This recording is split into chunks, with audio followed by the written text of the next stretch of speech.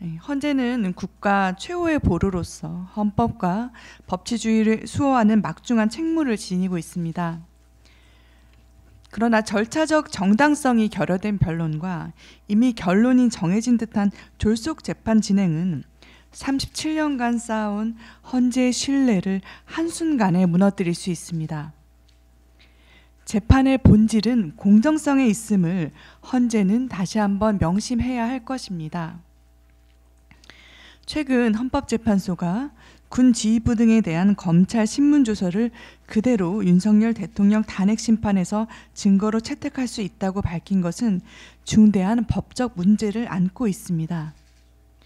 첫째, 헌재가 위 기록을 증거로 채택하는 것 자체가 헌법재판소법 위반입니다. 헌법재판소법 제32조는 재판, 소추 또는 범죄 수사가 진행 중인 사건의 기록에 대하여는 송부를 요구할 수 있다고 명확히 규정하고 있습니다.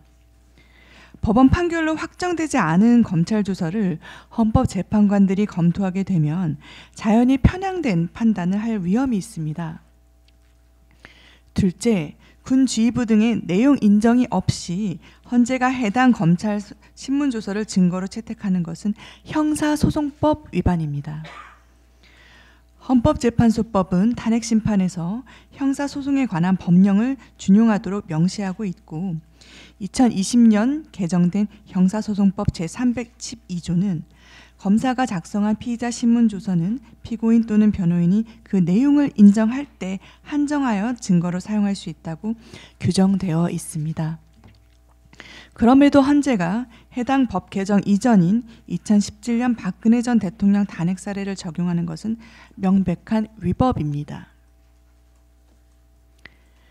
이런 상황에서 지난 10일 국가인권위원회 전원위원회는 윤석열 대통령 방어권 철저한 보장과 형사소송에 준하는 엄격한 증거조사 등 적법 절차 준수 등을 핵심으로 하는 계엄 선포로 야기된 국가적 위기 극복 대책 권고의 건을 의결했습니다.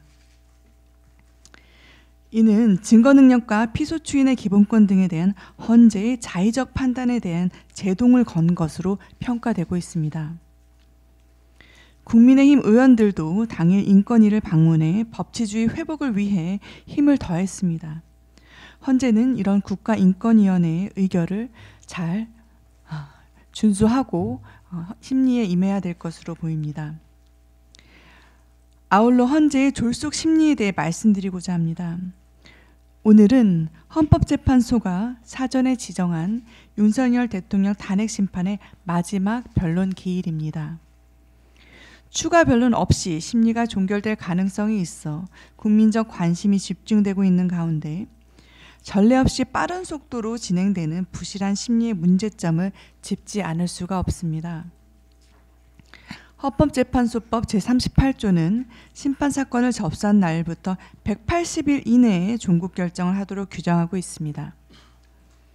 그런데 이제 60여일 지난 현 시점에서 헌재는 변론을 마무리하는 수순에 접어든 거 아닌지 우려됩니다.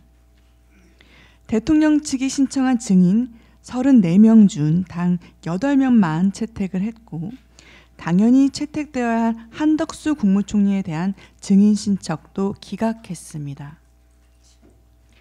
7차, 8차 변론에서는 하루에 4명씩 몰아서 신문을 했고 초시계까지 동원해 신문 시간을 1명당 90분으로 제한하는 부실한 심리로 일관했습니다. 현재 헌법재판소는 국민의 신뢰를 크게 잃은 상황입니다.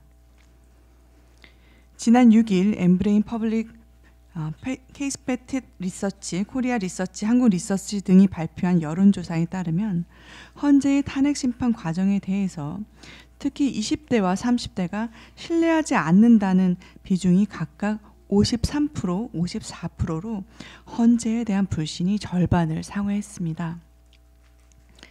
또한 이영림 춘천지검장이 헌법재판소를 지칭해 일제치하 일본인 재판관보다 못하다고 비판하는 등 법조계에서도 헌재에 대한 문제 제기가 계속 이어지고 있습니다. 국민의 신뢰를 회복하기 위해서는 국민이 공감할 수 있는 헌재의 신중한 판단과 철저한 검증이 필요한 것입니다. 헌법재판소는 검찰 조서의 증거채택 결정을 즉각 철회하고 대통령 방어권 보장과 주요 증인에 대한 면밀한 검증으로 공정한 심판 절차를 진행해야 합니다. 이번 헌재의 탄핵 심판이 국민이 다시금 통합되는 새로운 출발점이 되기를 기대합니다.